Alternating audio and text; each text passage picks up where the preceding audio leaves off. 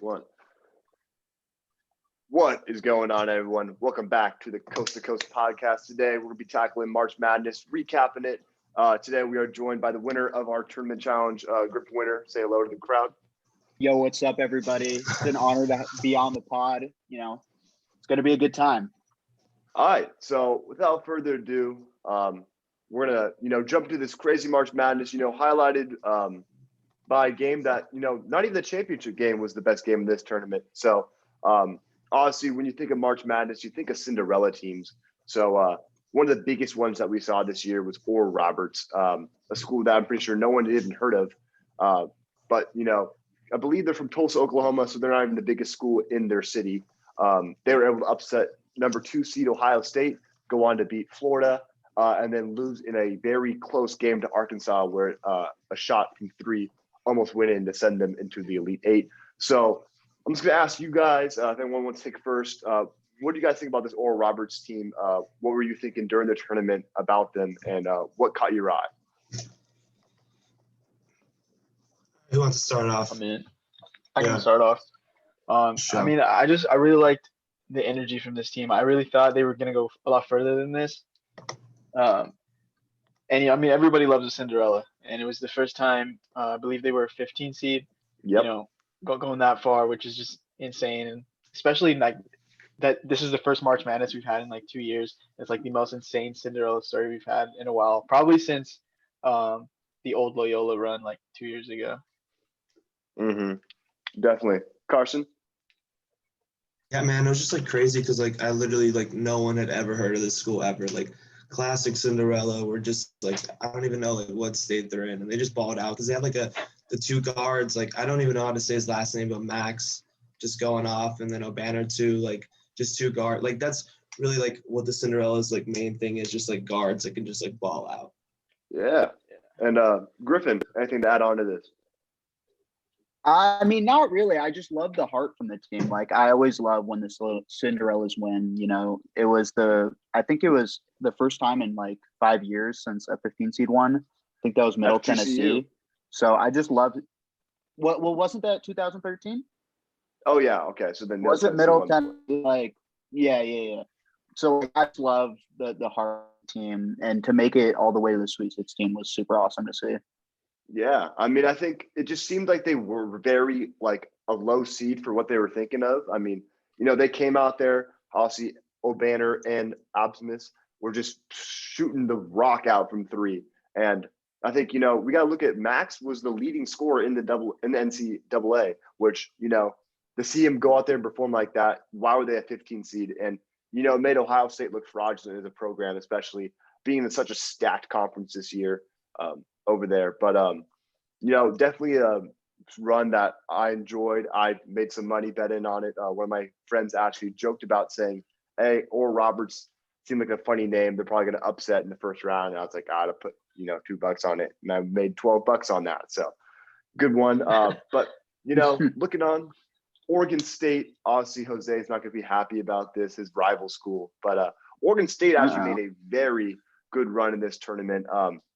Behind some solid defense, was able, I think the biggest upset they had was over Loyola Chicago, who just came off beating number 1 Illinois. So Griffin, we'll run it back. We'll start it with you. What do you think about this Oregon State team in this tournament?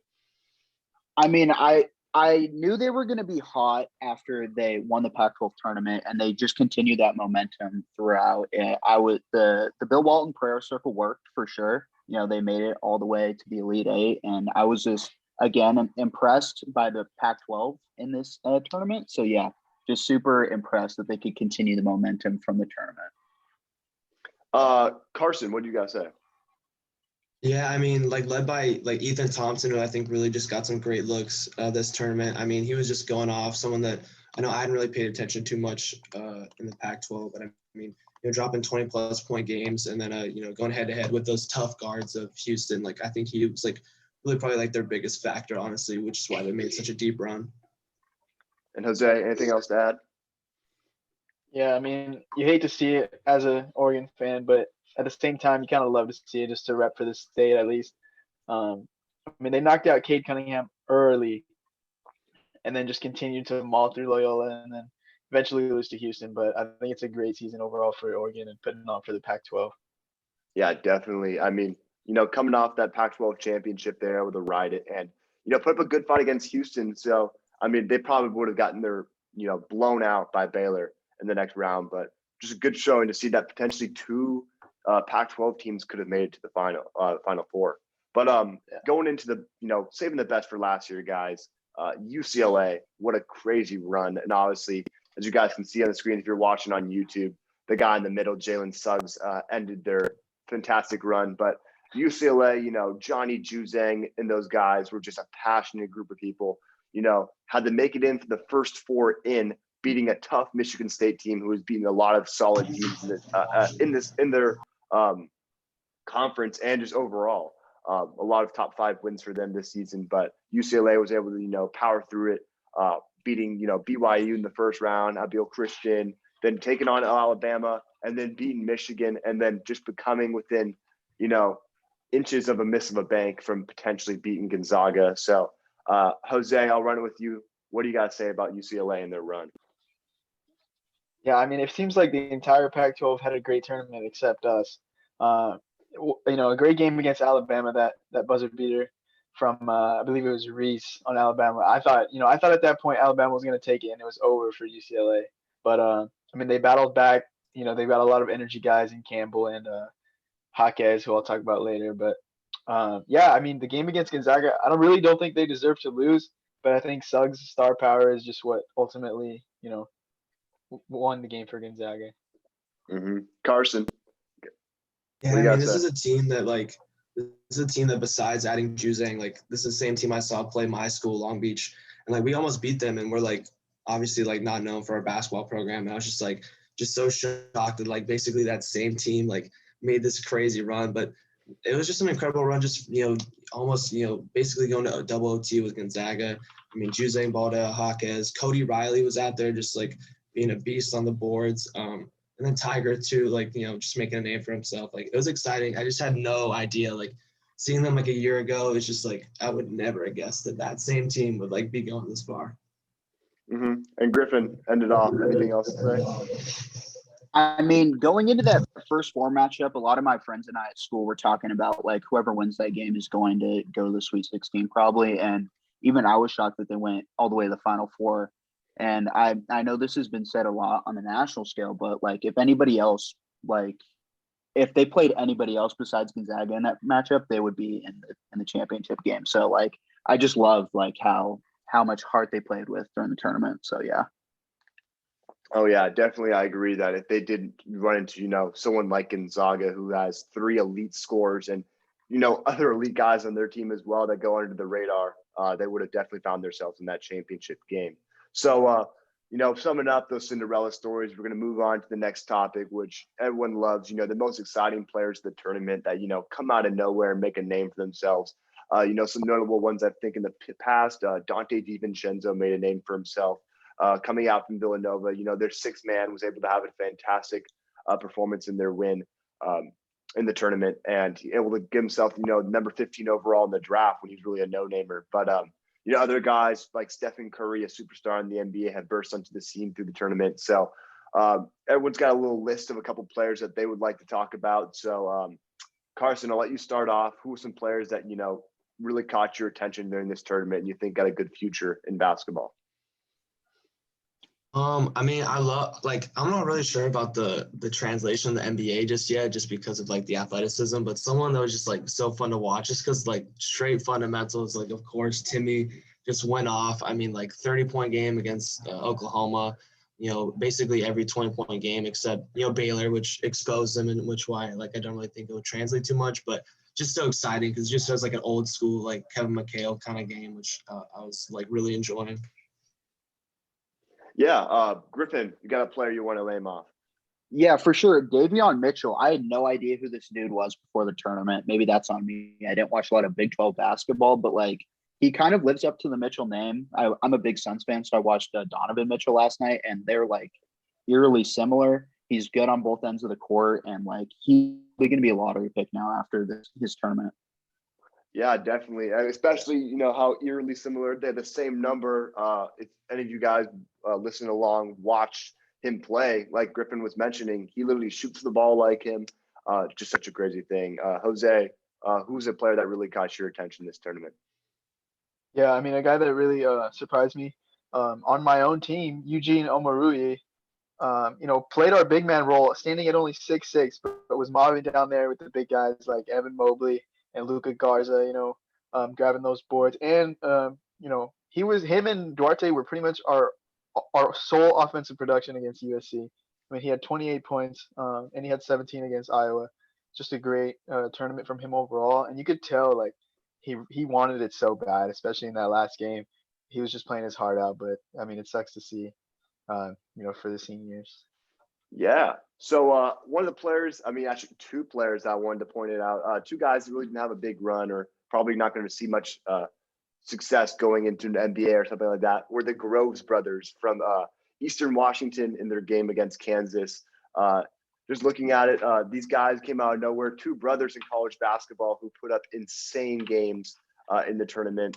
Just looking at the stats real quick.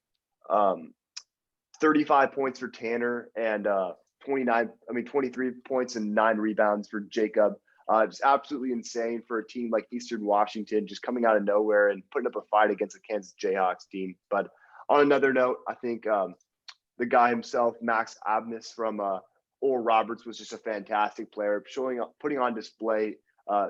Give me Carson Edwards vibes from back when he was on Purdue, a guy that can just light up the court with his skills. Was good at getting to the rack, and obviously it was so sad to see him miss that final shot against Arkansas, because to see those guys go to the Elite Eight would have been the craziest thing. So definitely would have to say him. Does anyone else, starting with Carson, have anyone else to talk about? Just the UCLA guys, Ju Zhang, who just insane how he went off. And then also Haken is someone that I follow high school basketball and kind of the rankings and stuff. And he was someone that I didn't even know about. And then all of a sudden he's balling out in UCLA. So probably just those guys, honestly, just putting on for the team. Yeah. Griffin, anyone else that? Shout out to Hawkins for real. Yeah. Yeah, for sure. I'm a big NBA guy, so a lot of my eyes was on Suggs, Cunningham, and Mobley. I just thought they all really had pretty solid performances during the tournament, and I thought they're all going to translate perfectly to the NBA. So yeah, not the most underrated players, but for sure I saw a lot of flashes that they could be good in the NBA. Yeah, I think I'd take Suggs over Mobley, honestly. I don't know if that's a hot take or not, but that's just no. me. I would. I totally think it depends on who it falls to. Yeah. Yeah, true. If you have a team that's guard heavy, then probably just go with Mobley. But I don't know. I think he's gonna translate a lot better, I think. Yeah, I'll just say two guys are gonna go. Another guy I wanted to highlight. Go ahead. Oh, go ahead. No, you're good. Just a guy I wanted to highlight real quick. Joel Ayayi from Gonzaga. Just not really a standout player, but just a guy who, he's high energy. He has the motor, just a tough, gritty point guard, similar to a Kyle Lowry, but just more athletic. A guy who's going to do the dirty work, spread the ball around. And I feel like he'll just always have a spot in the NBA as a backup.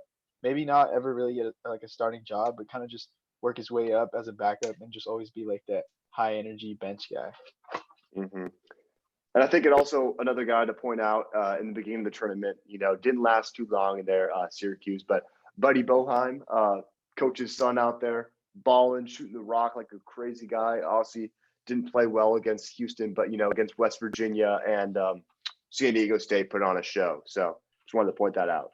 So going on to the next topic of today's episode, we're going to look at everyone's favorite game. We're going to save UCLA and Gonzaga for a group discussion in a minute, because I think everyone can say that was maybe the favorite game they watched.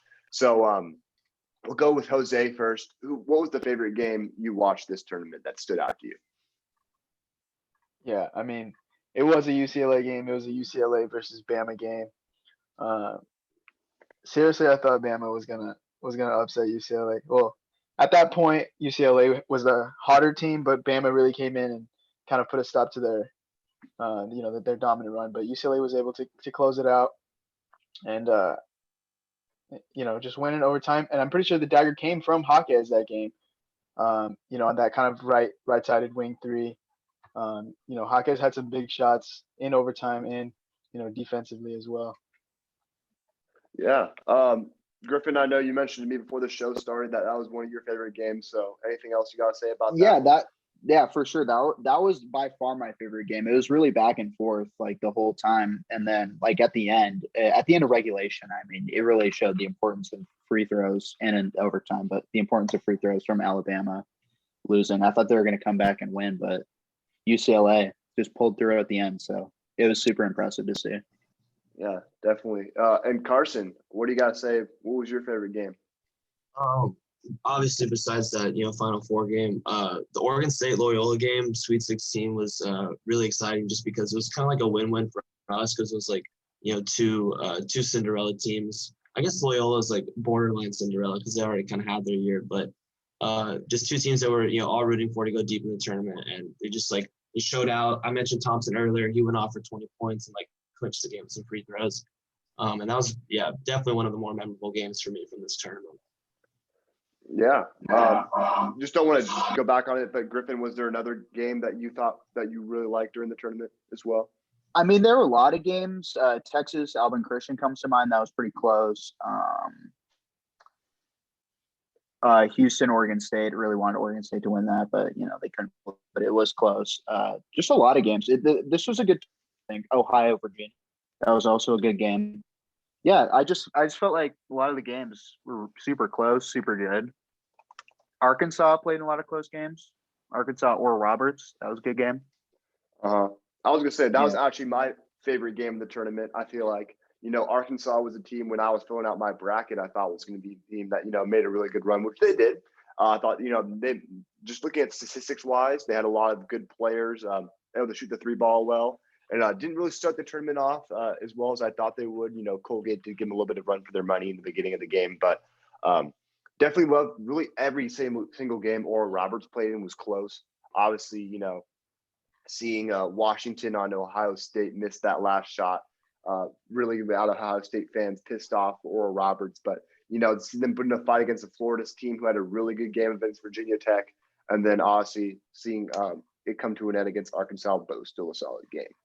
So now, obviously, I want to bring up the UCLA Gonzaga game, which, I think it showed a lot by both teams. Hopefully UCLA can get a lot of recruits from this game, seeing that there's still a solid program out there, will forever be based on their legacy. And I think it showed a lot of weaknesses with Gonzaga, which we'll get into in the national championship game. So, Carson, I'll let you go ahead. What do you have to think about this game, which obviously we all loved?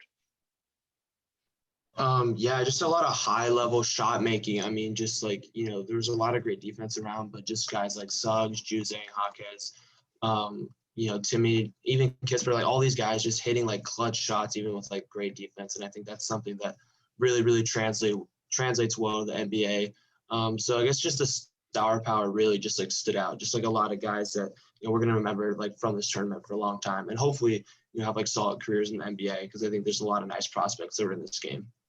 Mm-hmm. Griffin, want to add on to that?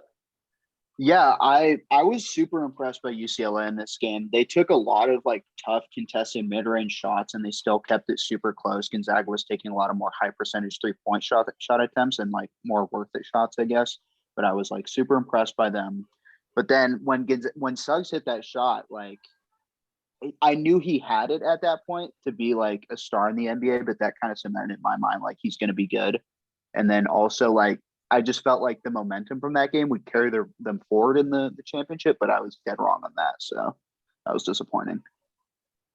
Mm-hmm. And Jose, want to add on as well? Yeah, I mean, they pretty much hit everything. I don't think either team really deserved to lose, but I mean, that boy Jalen Suggs is just cold, man. Mm-hmm. I remember I was in quarantine when I was watching that, unfortunately, and just seeing Suggs, it just kind of caught me off guard. Like, oh my God, he just hit this, because no timeout was called. There was no suspense to build up to the shot. And he just kind of runs down the court and just hits his absolute, banger from three. Well, I think one of my favorite parts was down the stretch. Number 3 for Gonzaga, Andrew Nembhard, hit a clutch little step back 3-pointer. Yeah, that's tough. A really, tough ass move. really kind of started the end of that game in OT, which really, I loved watching that game, and I just couldn't say anything less. It really sparked my day. So, without further ado, I think it's time we got to address the biggest point of this tournament, which was the championship game. Obviously, one that Gonzaga was favored going into, and looking back on that was not very pretty. Gonzaga never saw themselves a lead during this game. Baylor saw themselves up 20 at one point. Watching this game with my friends, I don't remember Baylor missing a three-point shot. I literally can't remember that happening. Baylor was on fire. Jared Butler, of course, had a fantastic game. Davion Mitchell, all the guys in their teams played well. So, Griffin, I want to know what your perspective was from this game. What do you think about Gonzaga? What do you think about Baylor and everyone going forward in this game? The game overall, it sucked. I'm not going to sugarcoat it. I was expecting a lot more from Gonzaga. Baylor did catch me off guard. I honestly didn't watch a lot of them during the tournament, but they caught me off guard. Davion Mitchell, again, super clutch, super good player, but like overall, just kind of disappointed from the Gonzaga side. I was expecting a lot more, especially coming from a West Coast kid. Like, it sucked. Yeah, definitely. Jose, what else you got to say? Yeah, I mean, I want to know what type of bets, what type of money people made off of betting on Baylor this game, because I feel like Baylor had such an underrated tournament run just because, a lot of the hype was placed on the West Coast with UCLA and Gonzaga and all of those guys. And Baylor just kind of came in and killed the party. Obviously they shot the lights out. They clamped up on defense and they got the job done. Mm-hmm. And then Carson, to finish it off. Like Jose said, like they just like people really underestimated like Gonzaga just like coming off such like a tough fought emotional game. Like it's really hard to like turn around and only get 1 day of rest and then come out and expect to be that sharp for a championship game. It's just like really tough to do. And also, just Baylor, like they just came out to play. The hustle was crazy. Like that one clip of, I think it was T, like going from sideline to sideline to contest a shot, like just like championship mentality. And also this game was frustrating just because like, Gonzaga's only down 10.5 and you're like, oh, like that run is coming because they've done it all year, but it just like never came. And that was just frustrating because it's like, damn, like you think the run is, going to start at some point, but it never does. Mm-hmm. And I think, you guys got to look at the point that Gonzaga and Baylor were supposed to play in the beginning of the season on a Saturday in Indianapolis. I'm looking at a wrong article here. I believe they're supposed to play themselves for the Maui Invitational, if I'm not wrong. These teams were supposed to meet up. And this is, two very good basketball programs the last couple of years. Baylor really went under the radar last season, I believe, because there's no tournament. They're one of the top teams in the country. And I think, it really just shows that a lot of people have been comparing Gonzaga to, a Notre Dame of some sorts, a team that needs to go play in a Power 5 conference to prove themselves, probably looking at, if they could find a way to get into Pac-12. I don't know what the logistics are to get into that, but I feel like those are, a place where they could go and prove themselves and show that they're not just, some team that beats up on, the BYUs, the Pepperdines, and so on and so forth. But, just looking at the numbers in this game, Gonzaga, a team that, is very good three-point shooting wise, shot 29.4% on 5 makes this game, while Baylor shot 10 for 23 on 43.5%. Just a poor performance from Gonzaga. And, they're going to lose Suggs, obviously. They're losing Timmy. They're losing Kispert. Kispert and Suggs are guys projected to go at the top of the lottery this year. Hopefully they can land Chet Holmgren with a secure from the recruiting. But, looking good for Baylor as a program going on. They should be able to find some success, getting some recruits. People might want to come out to Waco now knowing they had such a solid program the last couple of years. So before we close it off, I just want to know if anyone has anything else to say about the tournament before we wrap up today's episode.